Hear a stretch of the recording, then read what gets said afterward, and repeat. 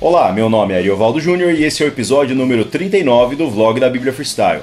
O tema dessa semana é pirataria. A grande quantidade de pessoas que tem me procurado para perguntar sobre o quanto seria lícito ou não o consumo de pirataria me faz perceber que há muitas dúvidas sobre o assunto. Antes de taxarmos a prática como pecado, é preciso haver uma reflexão mais profunda sobre o que vem a ser a pirataria e em que casos ela se torna lícita.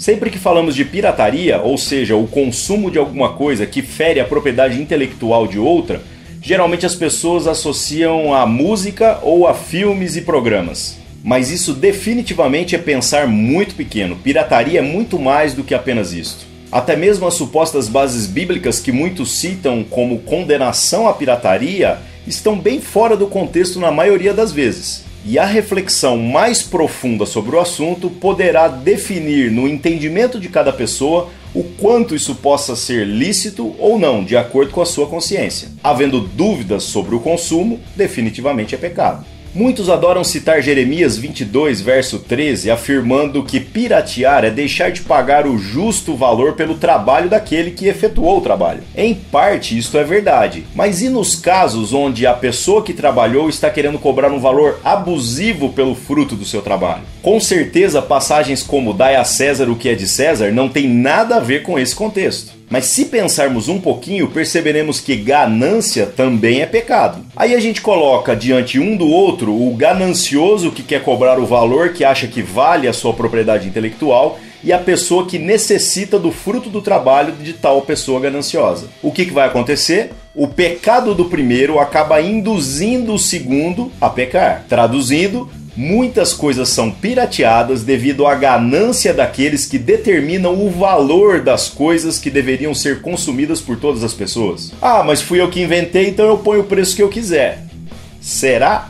A única pergunta que faço a essas pessoas é se no reino dos céus elas ainda terão propriedade intelectual sobre aquilo que elas fizeram. Deve ter muita gente achando que vai receber royalties lá no céu, né? Ao contrário do que muitos evangélicos afirmam, Jesus não considerava como justo o pagamento de todos os impostos. Quando Pedro foi arguído sobre Jesus pagar ou não o imposto que era devido anualmente ao templo, Jesus fez aquele lance mágico das moedas que apareceram dentro da barriga do peixe, lembra? Mas Jesus falou claramente que, segundo a reta justiça, ele não deveria pagar esse imposto. Para evitar uma confusão maior naquele momento, ele acabou pagando. Agora, imagine que um laboratório nos Estados Unidos invente um coquetel anti-AIDS, cuja dose custa $10.000 e essa dose deve ser aplicada aos doentes uma vez por semana. Devido ao registro da fórmula, todos os governos do mundo que se interessarem em aplicar tal medicamento em seus pacientes da rede pública precisarão adquirir de tal laboratório o medicamento pelo preço que foi determinado.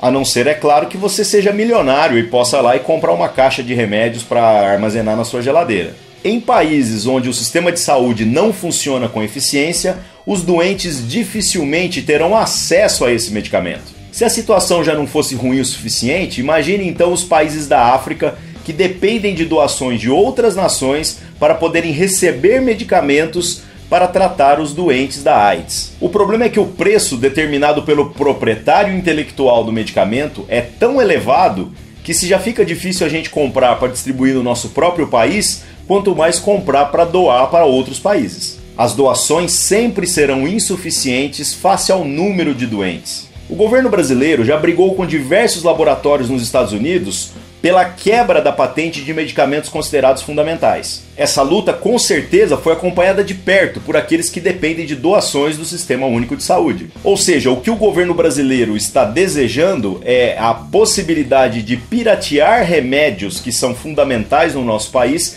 sem ter que pagar todo esse absurdo de direito autoral sobre a fórmula do medicamento. Esta causa é considerada tão nobre que essa discussão chegou até a ONU. O que acontece é que toda vez que eu conto essa história, as pessoas têm a mesma reação. Elas dizem assim: ah, mas remédios, medicamentos são fundamentais à vida, por isso que a pirataria deve ser aplicada nesse caso. O engraçado dessa afirmação é que ela está equivocada em supor que cultura e conhecimento não sejam fundamentais à vida. Ao pensarmos dessa maneira, estamos privilegiando aqueles que querem lucrar milhões em cima do consumo das pessoas, em detrimento da possibilidade de que a cultura seja acessível a todas as pessoas. O que produz música e cobra um valor absurdo pelo seu trabalho acaba induzindo outras pessoas à pirataria. O preço abusivo impossibilita as grandes massas de adquirirem uma série de coisas. Quando falamos de música cristã, então, aí a coisa piora muito. O evangelho que foi dado de graça por Jesus é comercializado por muitos que desejam lucrar em cima da mensagem de Cristo. E quem dera nós estivéssemos falando que aqueles que comercializam os meios pelos quais o evangelho chega até as pessoas estivessem interessados apenas em ter uma vida digna, em ter um sustento que seja razoável. Mas nós sabemos muito bem que não se trata de nada disso. É ganância e pura ganância. Concluindo, posso então consumir coisas piratas? Eu sinceramente não recomendo o consumo. Devemos sempre que possível pagar aquilo que é justo aos produtores de música, de filmes, de séries, de programas ou de quaisquer outras coisas. Mas sabemos que nem sempre será possível.